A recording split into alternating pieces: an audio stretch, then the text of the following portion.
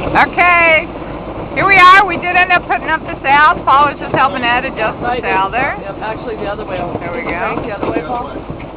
Oh, here we do have an action shot. He's strong enough. We are still getting gusts up to 35 miles per hour, but probably wouldn't really make it to our destination. So there's a. Yep.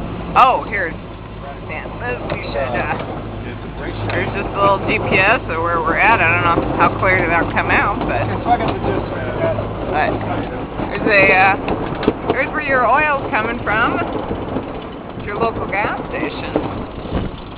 So it's a heck of a sail day out here today. Anyways, it's good to get the sails up. Bye.